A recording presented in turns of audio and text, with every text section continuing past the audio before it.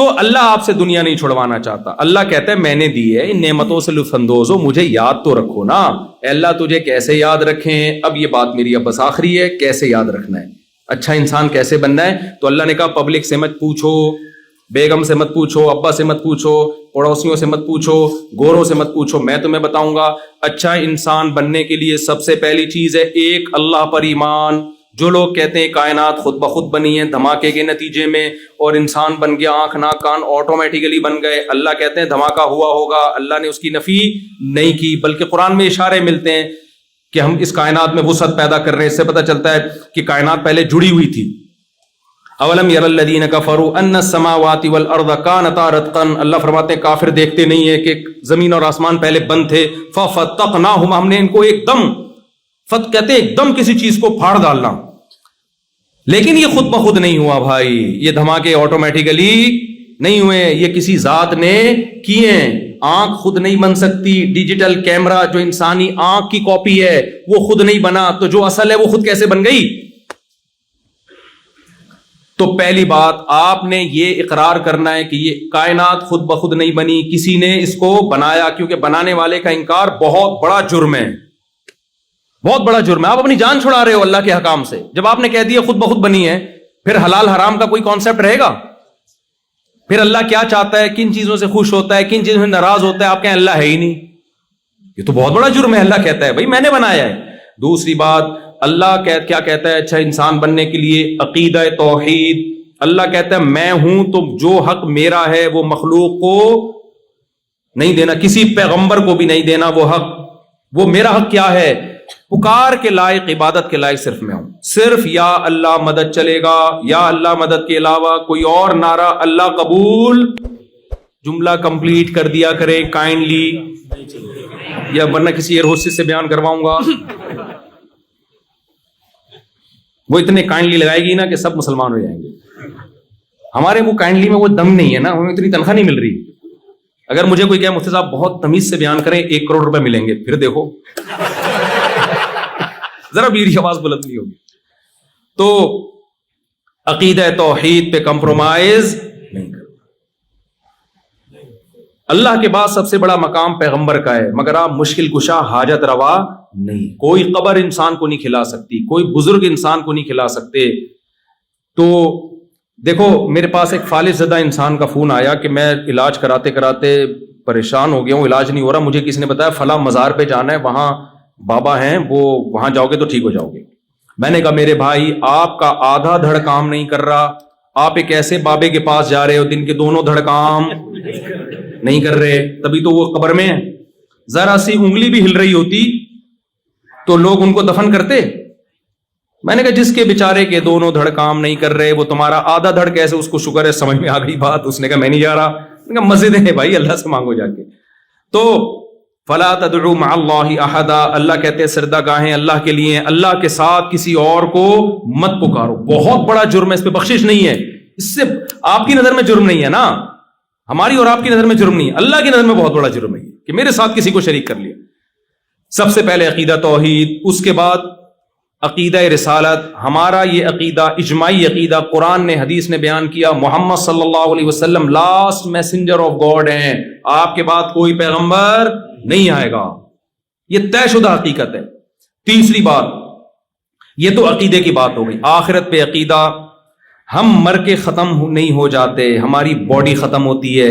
اللہ سورہ طٰہٰ میں کہتا ہے منہا خلقناکم, میں نے اسی مٹی سے تمہیں پہلی دفعہ بنا دیا. تم نے اس کی لاجک تلاش کر لی, ایکچولی ہوا یہ تھا, ایکچولی یوں ہوتا ہے, اسپم بنتا ہے, پھر وہ ماں کے پیٹ میں جا کے یوں بنتا ہے. اللہ کہتے ہیں پھر میں تمہیں مار کے دوبارہ مٹی بنا کے ختم کر دیتا ہوں. تمہارے سائنٹسٹ میدان میں انہیں ایکچولی ایک نیچرل پروسیس ہے, یہ ایکچولی یوں ہوتا ہے. اللہ کہتے ہیں میں تمہیں اب دوبارہ ریورس کر کے انسان بناؤں گا. سائنسدان کہتے ہیں ایکچولی یہ ممکن نہیں ہے. اللہ کہتے ہیں کہ جس نے پہلی دفعہ کیا نا, اس نے سائنسدانوں سے پوچھ کے نہیں کیا, اپنی قدرت سے. 9 مہینے میں ماں کے پیٹ میں منی کا قطرہ, ایک اسپم جاتا ہے ماں کے پیٹ میں, اس میں 9 مہینے کے اندر اس پانی میں آنکھ, ناک, کان, دل, دماغ, جگر, گردے, پھیپھڑے, کلیجی بنتی ہے, پورا انسان بن کے باہر نکلتا ہے. ماں روٹی کھاتی تھی, اس سے پہلے بچے کی آنکھ, ناک, کان بن رہے تھے، برین بن رہا تھا. اب جب بچہ دنیا میں آیا اسی روٹی سے دودھ بن رہا ہے اور وہ دودھ ماں کی چھاتیوں میں جا رہا ہے اور بچے کو پتا ہے مجھے دودھ کہاں سے ملے گا، میرے حلق میں کیسے اترے گا. اللہ کہتے ہیں جو سائنٹسٹ یہ کہہ رہا ہے کہ یہ خود بخود ہو رہا ہے وہ اللہ کا بہت بڑا مجرم ہے، وہ تمہیں خدا سے ہٹا رہا ہے. اکفرت بالذی خلقک من تراب، تم ان ایتھیسٹ سائنسدانوں کی باتوں میں آ کے اس خدا کا کیسے انکار کر رہے ہو جس نے تمہیں مٹی اور پانی سے بنایا؟ تمہاری عقل کو کیا ہو گیا؟ بھائی آٹومیٹیکلی نہیں ہے، یہ وہ ذات کر رہی ہے جس نے ہمیں بنایا. وہ خدا کہتا ہے کہ جس نے پہلی دفعہ بنایا وہ مٹی میں جان ڈال کے دوبارہ تمہیں انسان بنا کے حساب و کتاب کے کٹہرے میں کھڑا کرے گا. یہ کس کا، میرا اور آپ کا عقیدہ ہے یا نہیں ہے؟ اس پہ قائم رہو، اپنی اولادوں کو سکھاؤ بیٹا ہم مر کے ختم نہیں ہوتے. بچہ کہے گا ابو یہ تو جب کیڑے کھا جاتے ہیں ختم، اس کو بولو بیٹا پہلے کچھ نہیں تھے جس نے بنا دیا، تو ریپیئر کرنا تو آسان ہوتا ہے پہلی دفعہ بنانے سے، وہ دوبارہ بنائے گا. وَهُوَ بِكُلِّ خَلْقٍ عَلِيمٌ، وہ ہر طرح سے پیدا کرنا جانتا ہے. وہ یہ ہمارا عقیدہ ہے. اس کے بغیر اللہ کی نظر میں ہم اچھے بولو نہیں. یہ آخری بیان ہے، تھوڑا سا 5 منٹ میں آپ کے زیادہ لے رہا ہوں میں. بھائی تھک تو نہیں گئے؟ کوئی مسئلہ تو نہیں؟ جلدی سے میں چاہ رہا ہوں جلدی سے سمیٹوں میں. مجھے کہیں بٹھا دو نا پولیس بلوانی پڑتی ہے اٹھانے کے لیے. تو زندگی کا آخری نہ ہو، یعنی اس سفر کا آسٹریلیا کا.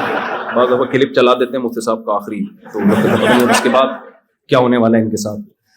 تو اب کیا ہے میرے بھائی، اللہ تعالیٰ کیا فرماتا ہے؟ عقیدہ توحید، عقیدہ رسالت، آخرت کہ ہمیں موت کے بعد دوبارہ زندہ ہوں، عقیدہ تقدیر کہ اچھا برا سب پہلے سے طے شدہ ہے. کچھ بھی ہوتا ہے اپنی طرف سے کوشش کرو اچھا ہو برا نہ ہو، جب ہو جائے ما قدر اللہ، جو کام طے ہونا تھا وہ ہو گیا. اب ٹینشن لینے کا. ایک سعودی عرب میں ایک عربی اپنے 2 بچوں کے ساتھ جا رہا تھا، پیچھے سے گاڑی آئی، بچے کی انگلی چھوٹ گئی نا، ہاتھ چھوٹ گیا، وہ کہیں روڈ پہ آ گیا بیچارہ بچہ، گاڑی نے اٹھا کے مارا اس کو، وہ درخت پہ جا کے چپکا ہے بچہ، اس کے سامنے بچے نے دم توڑا ہے. عربوں میں جہاں کچھ خامیاں ہیں وہاں کچھ بہت ساری خوبیاں بھی ہیں. وہ شخص جو اس کے ساتھ تھا نا، عربی کہہ رہے، میں نے اس عربی کا حوصلہ دیکھا. اس عربی نے کہا ما قدر اللہ، جو مقدر تھا وہ، کیونکہ اس میں نہ بچہ تو بیچارہ بچہ ہے، نہ باپ کی غلطی، باپ تھوڑی وہ کرتا. تو وہ گاڑی والا اٹھ کے آیا، اس نے کہا میں دیت دینے کے لیے تیار ہوں. اس نے کہا یار تمہاری کوئی غلطی نہیں ہے. اس کی غلطی بھی نہیں تھی گاڑی والے کی نا، وہ روڈ پہ بچہ خود ہی آ گیا. تو مسلمان کے لیے عقیدہ تقدیر کی بیس پہ بڑے بڑے غموں کو پی جانا آسان ہے. کبھی مسلمان خودکشی کی طرف نہیں جاتا. کہتا ہے یار جو مقدر میں تھا، جب میں نے دوسری کی نا پٹا تو میں نے کہا ما قدر اللہ. ہاتھوں سے نہیں پیٹا کسی نے، جو زبان سے کوٹا گیا. تو میں بھی یہی سوچ کے صبر کیا، بھائی مقدر میں تھی. اب مجھے سمجھ میں آ رہا تھا خوش ہونے کا موقع ہے، غم کا موقع ہے. صبر والی آیتیں میں دیکھوں جا کے، یہ شکر والی بہت اب تک اس طرح کی کنفیوژن چل رہی ہے. خیر اب تو اللہ کا شکر ہے شکر والی آیتیں زیادہ آ گئی ہے دماغ میں. تو ما قدر اللہ یہ لفظ اور یہ جملہ یاد کر لیں. ایک یہ، دوسرا جب بھی کوئی پریشانی ہو، انا للہ و انا الیہ راجعون، ہم اللہ کے غلام ہیں بھائی، ہمیں بنایا گیا ہے، ہم بنے نہیں ہیں. ہماری نہیں چلے گی، چلے گی کس کی؟ اس کی. ہم اللہ کے غلام. و انا الیہ راجعون، جانا کس کی طرف ہے؟ کیا مطلب؟ اس غم پہ صبر کریں گے اجر مل جائے گا. نبی نے فرمایا جس عورت کا ایک بچہ مر گیا، 2 بچے مر گئے، اس نے صبر کیا تو اللہ میں اس کے لیے جنت کی ضمانت لیتا ہوں. صبر، کیونکہ عورت کے لیے اس سے بڑا غم کوئی نہیں ہوتا. بھائی مسلمان نہیں خودکشی کی طرف جاتا. مسلمان کہتے ہیں یہ تو کس نے کی؟ یعقوب علیہ السلام سے زیادہ غم کسی کے پاس ہو سکتا ہے؟ اتنا محبوب بچہ گم ہو گیا بچپن میں، ساری زندگی اس کی یاد میں روتے رہے ہیں، زبان سے ناشکری کا ایک لفظ نہیں نکل رہا، ایک لفظ نہیں نکل رہا. دعائیں مانگتے رہے ساری زندگی، اور دعاؤں کا صلہ کیا ملا؟ دوسرا بچہ بھی گم گیا. لیکن کیا بھائی کون کر رہا ہے؟ یہ اللہ کر رہا ہے. بھائی اللہ کی ہم پہ چلے گی. ایک جملہ بھی ہم ہوتے، ہم کہتے لو دعائیں مانگ رہے ہیں اور اللہ نے بجائے پہلا بچہ لوٹانے کے دوسرا بھی اٹھا لیا. یہ کیا ہے؟ مذہب چھوڑ دیتے ہیں لوگ، اسلام چھوڑ دیتے ہیں، اللہ کو برا بھلا کہنا شروع کر دیتے ہیں. بھائی وہ دعائیں وہ کوئی روحانی عامل کے پاس نہیں کہ میرا ذائچہ نکال کے بچہ نکالو کہاں ہے. کو پتا تو روحانی عاملوں کے پاس کچھ بھی نہیں ہوتا. کس سے دعا مانگی ہے؟ اللہ سے. بھائی صبر، فصبر جمیل، صبر جمیل اس صبر کو کہتے ہیں، ایسا صبر جس میں شکایت ذرا بھی نہ ہو. رو رہے ہیں، آنکھوں کی بینائی تک چلی گئی، زبان سے وہ نکلے گا جس پہ اللہ راضی ہوگا. جو غیر اختیاری غم ہوتا ہے وہ تو اختیار میں نہیں ہوتا نا، وہ تو محبت کی وجہ سے، وہ تو دینداروں کو بھی ہوتا ہے، وہ تو نیچرل ہے، وہ تو ہونا بھی چاہیے، نہ ہونا اس کی علامت ہے آپ کو محبت ہی نہیں تھی۔ تو زبان سے نہیں، کوئی خودکشی نہیں، کوئی ڈپریشن کے ڈاکٹر کے پاس نہیں گئے، نفسیاتی ڈاکٹر کے پاس، بھائی ان ڈاکٹروں کے پاس حل نہیں ہے ڈپریشن کا، ڈپریشن کا حل اللہ رسول کے پاس ہے۔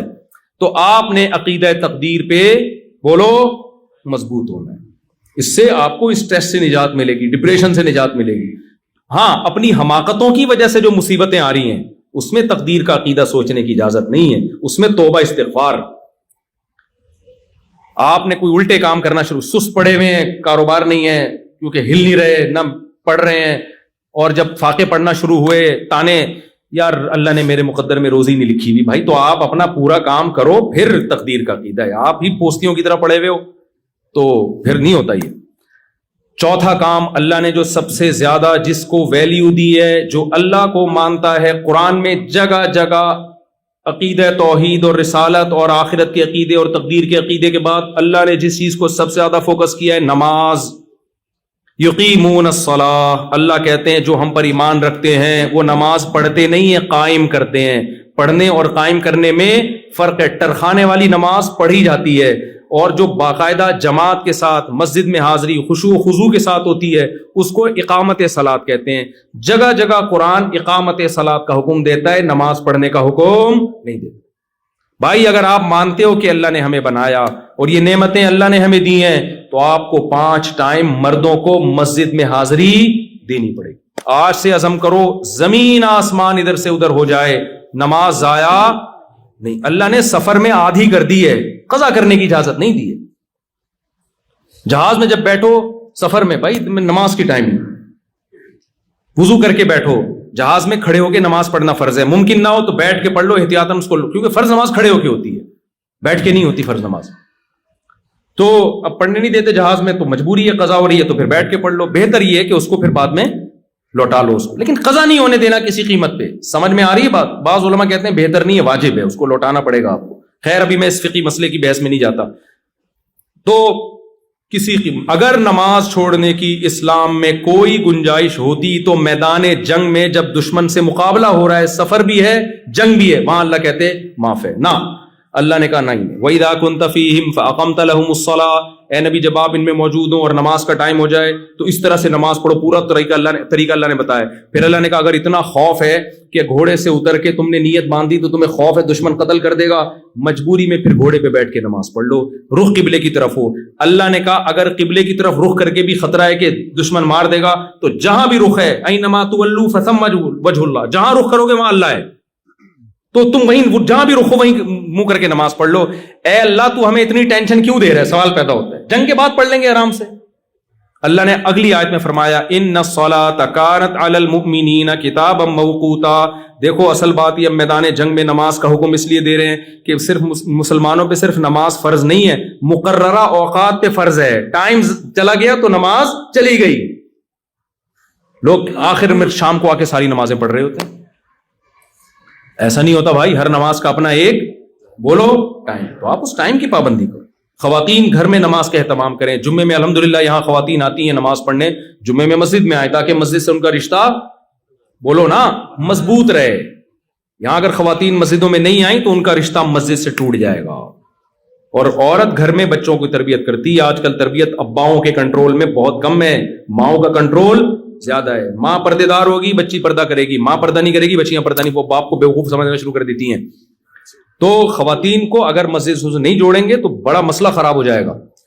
آگے جلدی ہے دو چار جلدی پھر پکڑائی میں پتہ نہیں دوبارہ کب آئیں آپ لوگ۔ اور نماز قائم کرنا، چوتھی چیز اللہ نے چوتھے نمبر پہ جو سب سے زیادہ ویلیو دی ہے نا وہ زکوٰۃ اور صدقات و خیرات۔ مسلمان کنجوس بولو نہیں ہوتا، کسی کا حق نہیں دباتا، ایک درہم کسی کا لے کے مرتا نہیں ہے۔ نبی جس نے پیسہ کسی کا لیا ہو نا اس کے نماز جنازہ نہیں پڑھاتے تھے۔ جس کا کسی پہ قرضہ ہونا، سوچو یار کیا سزا ہے یہ کہ پیغمبر نماز پڑھانے سے انکار کر، جب تک کوئی ذمہ داری نہیں لیتا کہ اس کا قرضہ میں ادا کروں گا۔ آپ نے فرمایا شہید کا ہر گناہ معاف ہوتا ہے، قرضہ معاف بولو نہیں۔ کتنا بڑا جرم ہے یار۔ اور ان ملکوں میں آپ کو یہاں کے جو انگریز ہیں، گورے ہیں، ان سے زیادہ مالی معاملات میں ایک نمبری دکھانی ہے، کیونکہ یہ لوگ ایک نمبر بنتے ہیں گورنمنٹ کے لا کی وجہ سے. یہ ٹیکس ٹائم پہ ادا کرتے ہیں کیونکہ حکومت کا لا ہے. آپ جو ٹیکس ٹائم پہ ادا کرو گے صرف حکومت کا لا نہیں ہے بلکہ آپ کا ایگریمنٹ ہے گورنمنٹ سے. اور قرآن کہتا ہے جو ہم پر ایمان لاتے ہیں وہ معاہدوں اور ایگریمنٹ کو توڑتے نہیں ہیں. لِكُلِّ غَادِرٍ لِوَاءٌ يَوْمَ الْقِيَامَةِ، فرمایا جو معاہدہ کر کے توڑے گا قیامت میں ایک جھنڈا اس کے ہاتھ میں ہوگا، اس کو پکڑایا جائے گا تاکہ ساری دنیا کو پتا چلے یہ معاہدہ توڑنے والا آدمی ہے. حساب و کتاب سے پہلے نا ایک علامت لگا دی جائے گی، یہ جھنڈا پکڑ، یہ سارے غداروں کے ہاتھ میں جھنڈا ہے جو معاہدہ کر کے توڑتے تھے. اگر معاہدہ توڑنے کی کوئی گنجائش ہوتی، لوگ یہاں آتے ہیں معاہدے توڑ رہے ہوتے ہیں. دیکھو نبی صلی اللہ علیہ وسلم کا غیر مسلم سے معاہدہ ہوا مشرکین مکہ سے کہ یہاں سے کوئی کافر ہو کے وہاں جائے گا تم واپس نہیں کرو گے، وہاں سے کوئی مسلمان ہو کے ادھر آئے گا ہم فوراً واپس کر دیں گے. یہ معاہدہ مسلمانوں کے فیور میں نہیں تھا لیکن ہو گیا نا معاہدہ. ادھر سے حضرت ابو جندل اسلام قبول کر کے ادھر آئے، ہاتھوں میں بیڑیاں ہیں کیونکہ ان پہ ظلم ہو رہا تھا، بھاگ کے آئے تھے، فرار ہو کے آئے. مشرکین نے کہا آپ کے ایگریمنٹ ہوا ہے، وہاں سے جو آئے گا آپ واپس کریں گے. ابو جندل نے عرض کیا یا رسول اللہ مجھے ان کافروں کے حوالے کر رہے ہیں تو مجھے مار دیں گے. آپ خاموش ہیں اور پکڑ کے ان کے حوالے. کیوں؟ معاہدہ. مسلمان معاہدوں والذین ہم لاماناتہم وعہدہم راعون، اللہ کہتے ہیں جو ہم پر ایمان رکھتے ہیں وہ امانت میں خیانت نہیں کرتے اور وہ معاہدوں میں خلاف ورزی نہیں کرتے. 1 کھرب روپے بھی کوئی آپ کے پاس رکھوا دے اس کو اطمینان ہونا چاہیے کہ 1 روپیہ بھی اس سے نہیں نکالے گا. یہ اس کو کہتے ہیں 1 نمبر. سمجھتے ہو کہ نہیں سمجھتے؟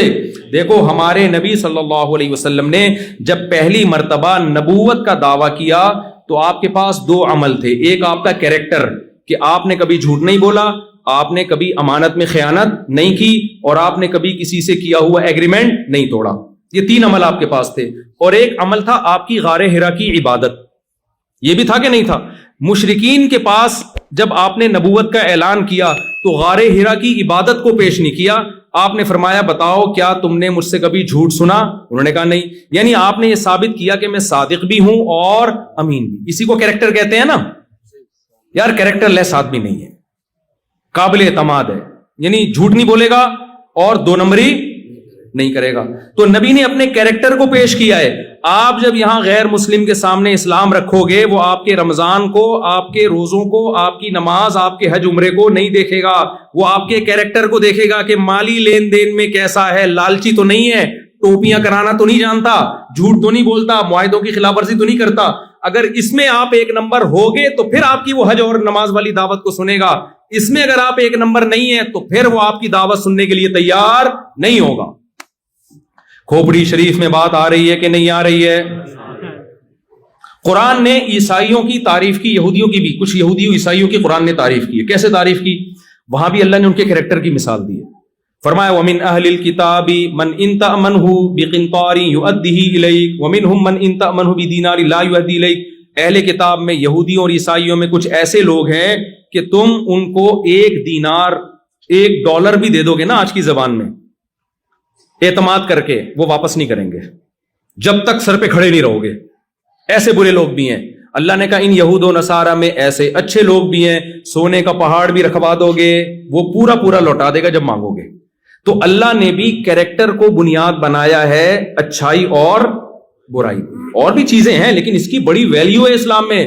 آج ہمارے ہاں نماز روزے کو تو حج کو تو فوکس کیا جاتا ہے، کیریکٹر کو فوکس نہیں کیا. بلکہ جتنا بڑا 2 نمبر ہو شوب سے بتاتا ہے میں نے فلاں کو ٹوپی کرائی. ہمارے ایک دوست چائنا گئے، ہول سیل پہ نا چیزیں بکتی ہیں چائنا میں، ماشاءاللہ ان کی داڑھی بھی اور بڑے نیک آدمی. چائنا جا کے کیا کر رہے ہیں وہ، مجھے ان کے پارٹنر نے بتایا کہ بھائی یار یہ تو ٹوپیوں کے علاوہ یہ تو پورا ٹوپیوں کا بزنس کر رہے ہیں وہاں پہ.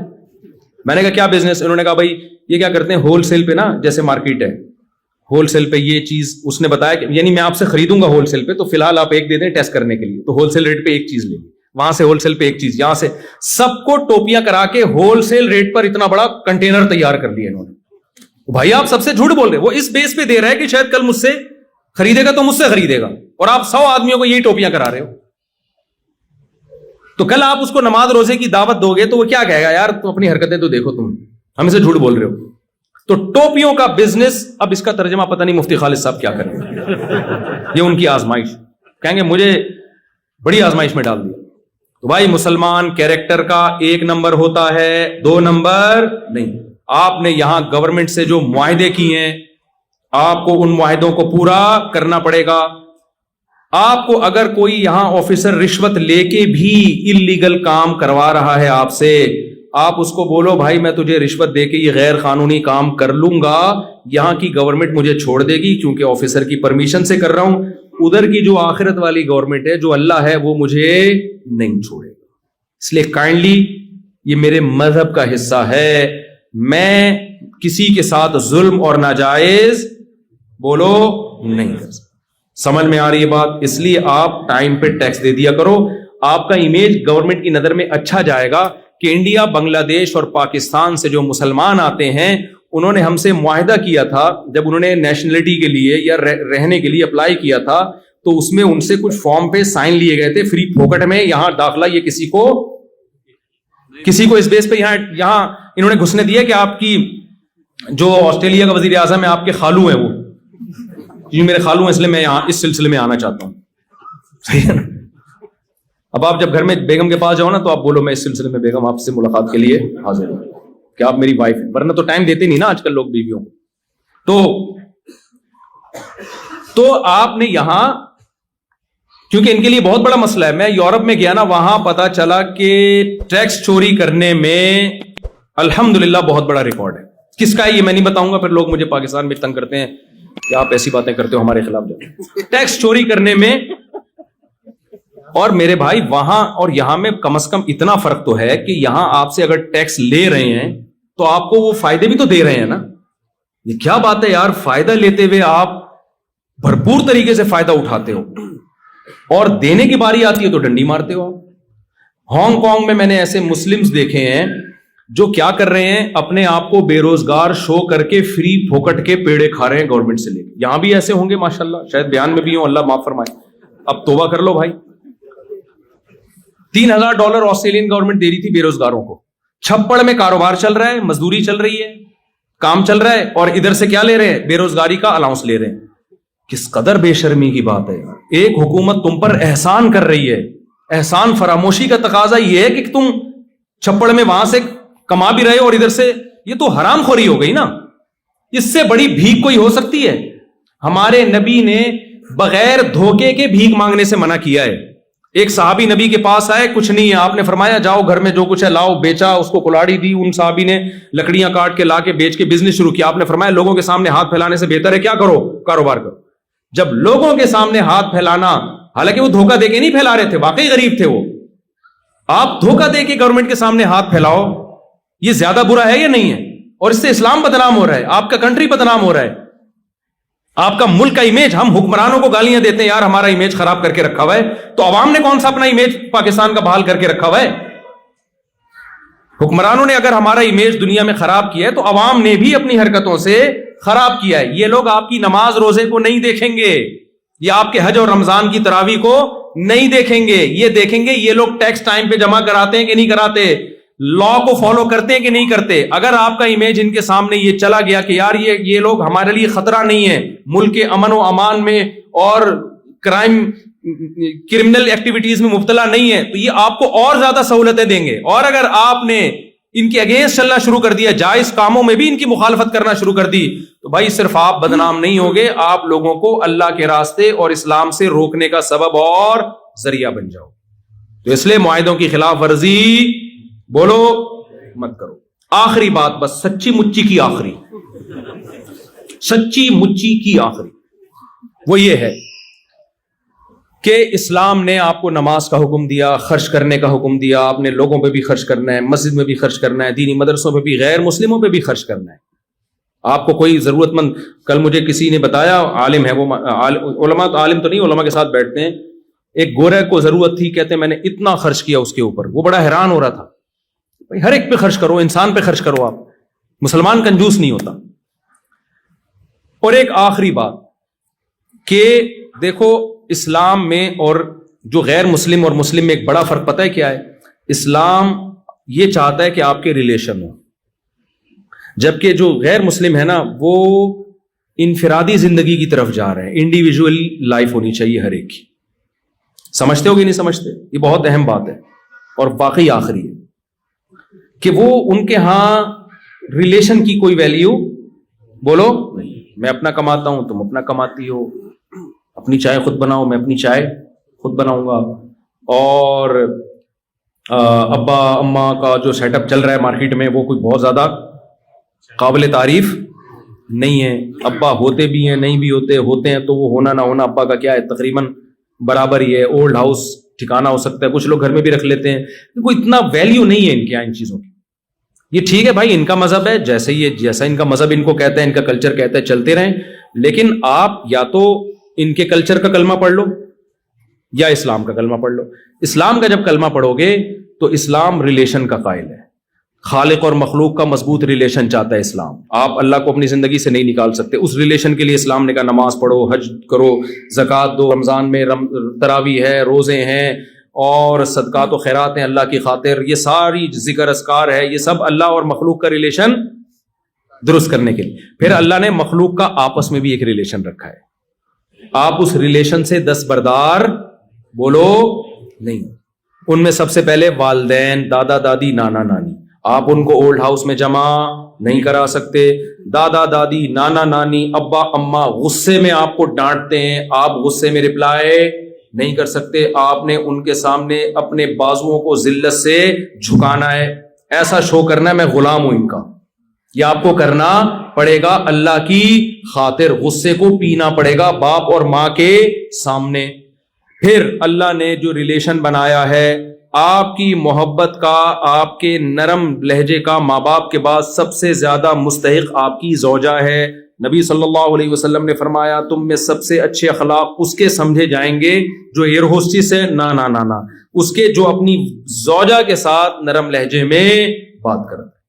اور عورت کے لیے اللہ نے شوہر کا حق بہت بڑا بنایا. ابھی کچھ دن پہلے خاتون کا فون آیا کہ ایکچولی میں اپنے ہسبینڈ سے کینیڈا ملک کا نام نہیں لینا چاہیے، وہ سمجھ جائیں گے میری بات ہو رہی ہے. آدھا تو نکل ہی گیا، نکال ہی دیتا ہوں. کینیڈا سے فون آیا، ٹھیک ہے نا.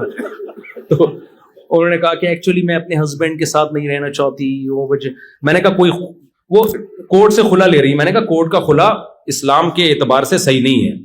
اگر باقی ظلم ہو رہا ہے تو پھر بتائیں. آپ کہہ رہی نہیں ظلم تو نہیں ہو رہا، میرا خرچہ بھی اٹھاتے ہیں اور کوئی ایسا مسئلہ نہیں ہے، لیکن ایکچولی میں نہیں رہنا چاہتی. 4-5 بچے بھی ہو گئے، میں نہیں رہنا چاہتی. میں نے کہا بھائی آپ نہیں لے سکتی کیونکہ طلاق کا اختیار اللہ نے اسلام میں کس کو دیا ہے؟ مرد کو دیا ہے. وہ ڈیورس دے گا تو طلاق ہوگی، ادروائز آپ کے پاس یہ رائٹ نہیں ہے. خواتین بہت غصہ کرتی ہیں اس بات پہ، حالانکہ اس میں عورت کا فائدہ ہے. کیونکہ اگر عورت کے پاس ڈیورس کا حق ہو تو پھر مرد اس پہ خرچ ہی نہیں کرے گا نا. وہ کہے گا یار کسی بھی وقت چھوڑ کے جا سکتی ہے. خیر یہاں کا لا کیا ہے؟ وہ یہاں کا لا ہے، لیکن اسلام کی میں بات کر رہا ہوں. اسلام یہ کہتا ہے کہ ڈیورس کا حق کس کے پاس ہے؟ مرد کے پاس ہے. تو میں نے کہا آپ کینیڈا کی گورنمنٹ سے آپ خلا لے لیں، وہاں کی گورنمنٹ کے حساب سے وہ خلا معتبر ہوگا، لیکن اکارڈنگ ٹو اسلام وہ معتبر نہیں ہوگا. پھر انہوں نے ایک مثال دی. دیکھیں جب ہم کسی کمپنی کو جوائن کرتے ہیں، یہ میں آپ کو بتا رہا ہوں آج کل جو سیکولر ذہنیت بن رہی ہے اور اسلام میں کیا فرق. ایکچولی ہم جب کسی کمپنی کو جوائن کرتے ہیں تو ہم اپنی مرضی سے آتے ہیں، پھر ہم جب چھوڑنا چاہتے ہیں تو ہمارا ایگریمنٹ ہوتا ہے، تو ہم جب چاہیں چھوڑتے ہیں اس کو. تو یہ شادی بھی تو ایک کانٹیکٹ ہے نا، ایگریمنٹ ہے نا کہ ہم دونوں اکٹھے لائف گزاریں گے، ہمارے غم اور خوشیوں میں شریک ہوں گے. تو اب میں اس کانٹریکٹ کو ختم کرنا چاہتی ہوں تو اس میں کیا خرابی ہے؟ میں نے کہا دیکھیں آپ کا جو میاں ہے وہ کمپنی نہیں ہے، وہ کوئی نیسلے کی کمپنی بولو یا شنگریلا کمپنی نہیں، وہ میاں ہے. وہ کہ کانٹریکٹ ہوا تھا، جب کانٹریکٹ ختم کر میاں بھی جب چھوڑنا چاہتا ہے نا تو اس کے لیے بھی ایک طریقہ رکھا ہے. ایک طلاق ہے، پھر دوسری ہے، اور اگلے طہر میں ہے، اسی وقت نہیں دینی. اور اس میں بھی پہلے اللہ نے کہا کہ خاندانوں کو بٹھاؤ، جوڑ کی کوشش کرو، وہ بھی ناکام ہوتی ہے. تو پھر جو ہے اور بہت سارے پروسیس اسلام نے بتائے ہیں، محبت سے وغیرہ، بستر الگ کر دو، روٹھ جاؤ. اس کے بعد جا کے پھر رکھا ہے کہ مجبوری ہو تو پھر ایک دفعہ، اور اس میں بھی رجوع کا حق رکھا ہے اگلے مہینے، 3 مہینے سے پہلے ایک پروسیس بیان کیا. اور اس کو بھی اس سارے پروسیس کے بعد بھی ناپسندیدہ کیا ہے کہ اچھا کام نہیں کر رہا ہے. کوئی اپریشیٹ ماشاءاللہ 6 عورتوں کو طلاقیں دے چکا ہے، اس کو ایوارڈ ملنا چاہیے. کوئی قابل تعریف کام بولو نہیں. اور آپ کے پاس تو رائٹ اس وقت ہے جب کوئی بیسک حقوق میں ڈنڈی مار رہا ہو، بیسک حقوق میں. تو اس کی بھی ایک ڈیٹیل ہے، ایسا نہیں ہے کہ وہ چھوٹی موٹی باتوں پہ جو ہے نا وہ کھلا لینا شروع کر دیں. تو میں نے کہا آپ اپنے میاں کو کمپنی سمجھ رہی ہیں, یہ نیسلے کی کمپنی بولو بھائی نہیں, یہ میاں ہے, اس کا ریلیشن ہے, اس کو راضی کریں گی تو جنت میں جائیں گی, یہ ناراض ہوگا تو جنت نہیں ملے گی. تو آج ریلیشن کیا ہو رہے ہیں, ختم, میری مرضی جب میں, کیونکہ ریلیشن کو توڑنے کے لیے قربانی نہیں دینی پڑتی, جوڑنے کے لیے قربانی دینی پڑتی ہے. جس آدمی کی بیوی کو 20 سال 30 سال فالج رہا, اور کمال کی بات ہے وہ خود 99 سال میں فوت ہوئے ہیں ان کے ہسبینڈ. مجھے وہ حدیث یاد آئی, نبی نے فرمایا جو چاہتا ہے نا اپنی عمر میں برکت ہو وہ رشتہ داری جوڑے. تو بیوی سے بڑا تو رشتہ کوئی نہیں ہوتا. اس بندے نے 25-30 سال اپنی زوجہ کی خدمت کی بستر پہ, اللہ نے عمر کتنی لمبی دی, برکت دی عمر میں, اور بڑی اچھی لائف گزاری انہوں نے, خوش تھے. ہم کبھی بھی ٹینشن میں نہیں دیکھا ہم نے ان کو. ٹینشن میں ہوتے تو 99 سال میں مرتے کیا. ٹینشن والا آدمی خود بھی مرتا ہے اور دوسروں کو ٹینشن دے کے ان کی عمریں بھی کم کرتا ہے. جب بھی بیٹھا ہوا نا جیسے توے پہ بیٹھا ہوا ہے, ٹھیک ہے نا, ٹینشن دے دے کے مارتا ہے لوگوں. تو اب انہوں نے کیا کیا میرے بھائی, دیکھو اللہ کا خوف تھا نا کہ ریلیشن, اسلام کیا چاہتا ہے, ریلیشن, تو مضبوط کیا ریلیشن کو. تو ریلیشن توڑنے کے لیے قربانی نہیں دینی پڑتی, ریلیشن جوڑنے. تو آپ یہاں رشتہ داری والے سسٹم کو مضبوط کریں. رشتہ داری بنائے بھی جوڑے بھی, بنتی شادی سے, نکاح ہوگا, بچے ہوں گے, رشتہ داری بڑھے گی نا. پھر آپ کے بچوں کے چاچے مامے ہوں گے. ابھی میں جاپان میں گیا تو وہاں جو پشتو لوگ تھے ان کے چاچے مامے 100 افراد ایک خاندان کے, ایک ہی خاندان. تو رشتہ داری پھیل گئی نا. تو رشتہ داری پیدا بھی کرنی ہے اور اس کو پھر جوڑنا ہے. ہاں شرعی حدود کے اندر. ایسا نہ ہو آپ نے ایک میوزیکل شو کا انتظام کیا ہے, رشتہ دار اس بہانے جمع ہو جاتے ہیں سارے کے ساتھ, بھاڑ میں جائے, ایسا جمع ہونا نہیں چاہیے.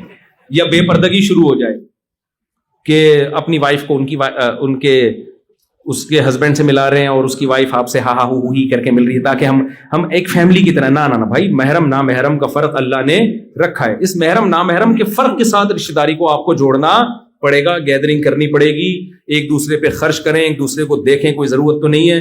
اللہ نے غیر مسلموں پہ بھی خرچ کرنے کا حکم دیا اور اپنے رشتہ داروں کو زیادہ فوکس کیا ہے. نبی نے فرمایا ایک صدقہ غیروں کو دیتے ہو اس سے ایک ثواب ملتا ہے, جب رشتہ داروں کو دو گے خرچ کرو گے تو دگنا ثواب ملے گا. کیوں؟ ایک صدقے کا, ایک رشتہ داری جوڑنے کا. کیونکہ پیسوں سے جتنا رشتے جڑتے ہیں دنیا میں کسی چیز سے نہیں. کتنا بھی روٹھا ہوا ہو نا, پیسے پکڑا دو اس کی جیب. کوئی بھی, آخری بات ہے, آخری مثال, پیسے سے جڑتا بھی ہے ٹوٹتا بھی ہے. آج کتنے لوگ ہمیں شکایت کرتے ہیں, یار ہمارے رشتہ دار آسٹریلیا آئے, پیسہ آ گیا, اب ہمیں سلام کرنا بھی انہوں نے چھوڑ دیا. جب پاکستان جاتے ہیں نا تو ان کو انسلٹ محسوس ہوتی ہے, یہ رکشے والا میرے پاس آ کے کیوں بیٹھ رہا ہے, یہ ٹماٹر والا ہے, یار یہ میرے سٹینڈرڈ کا نہیں ہے. او بھائی, آپ کا بھائی ہے, آپ کی بہن ہے, آپ کا چچا زاد ہے, آپ کا کزن ہے, آپ کی کزن ہے. آپ کو تکبر زیب یہ اللہ کی دین ہے, کسی کو زیادہ دیتا ہے کسی کو کم دیتا ہے. آپ نے ان کے ساتھ ذرا بھی اکڑ دکھائی نا, اللہ کی نظر میں فرعون بن جاؤ گے آپ. فرعون کے ساتھ ٹیکنیکل فالٹ کھوپڑی کا ہی تو تھا, پیسہ عزت آئی تو کھوپڑی نے کام کرنا چھوڑ دیا. تو رشتہ دار ماں باپ کیسے ہی گنوار ہوں دیہاتی ہوں, آپ کتنے پڑھے لکھے ہو گئے بھائی, آپ ماں باپ سے آگے نہیں نکل سکتے. اصل انگلش آ جاتی ہے, ابا پنجابی بول رہے ہیں تو ابا ہی نہیں اچھے لگ رہے, یار یہ تو پینڈو ٹائپ کے ہیں, ان کو تو تمیز سے بات نہیں کرنا. او بھائی وہ آپ کا باپ ہے.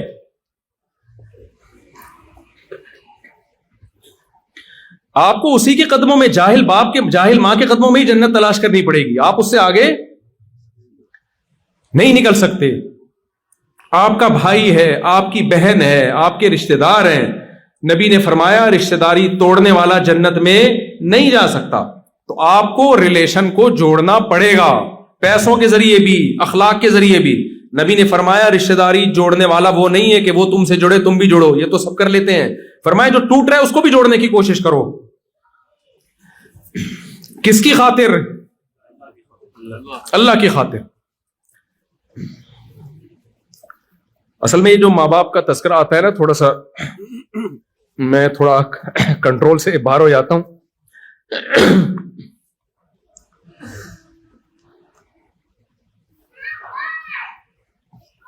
کیونکہ ہم نے تو دیکھا ہے نا ماں باپ کی محبت, تو مجھے بڑی حیرانگی ہوتی ہے کہ یار ماں باپ کو کیسے بھولتے ہیں لوگ. یعنی والدین سے زیادہ تو کوئی تصور کوئی محبت کی مثال دی نہیں جا سکتی, کوئی مثال نہیں دی جا سکتی. اس کو آ کے کیسے بولتے ہیں یار, میں تو یعنی بہت حیرانگی ہوتی ہے کہ ماں باپ کو کیسے بھول جاتے ہیں. ابھی کچھ دن پہلے کسی نے بتایا کہ کوئی خاتون اپنے ماں کو ڈانٹ رہی تھی. اس بیچاری سے امیگریشن میں کوئی اس کو نہیں آ رہا ہوگا بورڈنگ کارڈ کیسے لگایا جاتا ہے, پڑھی لکھی نہیں ہے, تو اس کو سنا رہی ہے, گھنٹے سے سمجھا رہی ہوں. تو یار یہ تم پڑھے لکھ گئے ہو, وہ تھوڑی پڑھے لکھے. ایک باپ نے, بوڑھے باپ نے اپنے بیٹے سے پوچھا بڑھاپے میں نا, کیونکہ آج کل اولادوں کے پاس, بوڑھے ماں باپ کے پاس بیٹھنے کا ٹائم نہیں, کہتے اتنی دیر میں ہم لائف کو انجوائے کر لیتے, ان کی بڑھاپے میں انسان کی عقل صحیح کام نہیں کرتی ہے. تو ایک بوڑھے باپ نے اپنے بچے سے پوچھا بیٹا یہ کیا, کوا بیٹھا ہوا تھا, بیٹے نے کہا کوا ہے. پھر بھول گیا بیچارہ, پھر دوبارہ پوچھا, 2-3 دفعہ پوچھا, بیٹے کا میٹر, کیونکہ پڑھا لکھا بہت ہے نا, ایجوکیشن ہے, اور فضول سوالات سے ڈپریشن میں جاتا ہے. یہ فضول سوالات سے کس میں جاتا ہے؟ اس نے اسکول میں پڑھا ہے کہ فضول باتیں نہیں کرنے دو, نہ کرو نہ کسی سے سنو. تو اس کو 2-3 دفعہ میں غصہ آ گیا, بولا اندھے ہو ابا, نظر نہیں آ رہا, 100 دفعہ بولا ہے کوا ہے, کیوں دماغ کھا رہے ہو میرا. باپ کو نا اپنا واقعہ یاد آ گیا. اس نے کہا بیٹا جب تو چھوٹا تھا نا, تو نے 10 دفعہ پوچھا تھا, 10 دفعہ پوچھا تھا یہ کیا ہے, اور میری پیشانی پہ ایک دفعہ میں بھی لکیر بولو نہیں آئی. یہ ہوتا ہے. کتنا تنگ کرتے ہیں بچے ماں باپ کو. کیا ماں باپ عیدی سینٹر میں جمع کرا دیتے ہیں ان کو؟ وہ بھی تو کر سکتے تھے یار. یہ بہت تنگ کر رہا ہے. بیمار ہوتے ہیں بچے, سال سال تک بیمار رہتے ہیں, چیخنا چلانا, رات کو سونے نہیں دے رہے. کبھی ماں کو خیال آیا کہ عیدی سینٹر میں جمع کرا دوں؟ آپ کو کیسے خیال آتا ہے کہ بوڑھا ہو گیا تو اولڈ ہاؤس میں جمع کرا دوں اس کو میں؟ یہ کیسے خیال آ سکتا ہے بھائی آپ کو؟ وہ چیخ رہا ہے تو آپ بھی چیخنا شروع کر دو اس کے سامنے. تو یہ اللہ کا حق ہے بھائی. یہ کس کا حق ہے؟ ماں باپ کی خدمت کرنا ماں باپ کا حق نہیں ہے. کس کا حق ہے؟ یہ اللہ کے کہنے پر ہم کر رہے ہوتے ہیں. اللہ نے آرڈر دیا ہے ہمیں. عیسیٰ ابن مریم ماں کی گود میں تھے جب اللہ نے بولنا سکھایا. تو ماں کی گود میں جب بول رہے ہیں نا کہ میں بغیر باپ کے ہوں, میں ولد الزنا نہیں ہوں, مجھے کس نے پیدا کیا؟ اللہ نے. اسی وقت کہہ رہے ہیں کہ مجھے اللہ نے حکم دیا ہے کہ نماز قائم کروں, زکات دوں, وبرم بوالدتی, میں پیغمبر بنوں گا, اور ایسا پیغمبر جو قرب قیامت میں نازل ہو کر مسلم امت کی قیادت کروں گا. لیکن مجھے حکم دیا ہے کہ میں اپنی ماں کے ساتھ اچھا سلوک کروں. اتنے بڑے پیغمبر کو اللہ ماں کی گود میں بتا رہا ہے کہ بڑے ہو کر اپنا مقام دیکھ کر اپنی ماں کو تمہیں بھولنے کی اجازت بولو نہیں ہے. تو بھائی یہ بہت بڑا حق ہے, اس کو آپ ہلکا نہ سمجھیں. یہاں نسلیں بڑی بدتمیز ہو رہی ہیں آج کل کی. جن گھروں میں ماں باپ کا احترام ہے نا, وہ پتہ ہے وہ ماں باپ ہیں جنہوں نے اپنے باپ اور ماں کی حیثیت ہی ختم کر دی ہے. وہ اولاد کے سامنے جھک گئے ہیں. ان گھروں میں ماں باپ کی چلتی ہے, یعنی ماں باپ کے ساتھ اچھا سلوک ہے. کیونکہ باپ اپنے آپ کو باپ سمجھتا ہی نہیں ہے. اس نے کمپرومائز کر لیا, بھائی یہ بیٹا ہے, کسی بھی وقت اس کا میٹر گھوم سکتا ہے. میرے پاس کیس آتے ہیں نا کراچی میں, تو باپ بگڑا, بیٹا بگڑا ہوا ہے تو باپ بیٹے کو لے کر آتا ہے کہ یہ بگڑا ہوا ہے. بیٹا اتنی اونچی آواز سے بات کر رہا ہوتا ہے نا, اور باپ بڑے نرم لہجے میں. باپ کو ڈر ہوتا ہے اگر میں نے تھوڑا اونچی آواز سے بات کی, یہی مفتی صاحب کے سامنے مجھے سنا دے گا. پھر بیٹا بتا رہا تھا میرا باپ یہ ہے, میرا باپ یوں ہے. مجھے لگتا ہے کہ یار تو اپنے اسٹائل سے بتا رہا ہے کہ باپ تو ہے اور اولاد تو نے اس کو بنا کے رکھا ہوا ہے. تو بھائی اللہ کے بعد سب سے بڑا حق کس کا اللہ نے دیا ہے؟ اولڈ ہاؤس میں نہیں جمع کراؤ, ان کی خدمت کرو, ان کے پاؤں میں جنت تلاش کرو. تو اسلام کا حکم نماز ہے, شراب سے بچنا, زنا سے بچنا, روزہ رکھنا, حج کرنا, اللہ سے ریلیشن. اس کے بعد اللہ نے کس سے ریلیشن بتایا ہے؟ مخلوق سے. تو آپ نے ریلیشن بنانے بھی ہیں اور ریلیشن کو آپس میں جوڑنا بھی. جو کچھ کہا سنا, اللہ ہم سب کو اس پر عمل کی توفیق